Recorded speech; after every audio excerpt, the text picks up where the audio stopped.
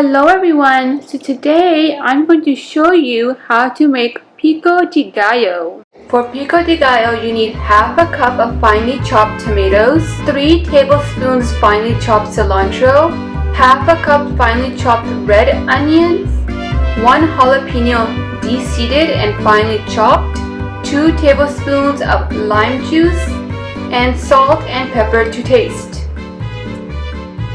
In a bowl, add all ingredients and mix. So add tomatoes, onions, cilantro, jalapeno deseeded, lime juice, black pepper to taste, salt to taste. Mix everything together.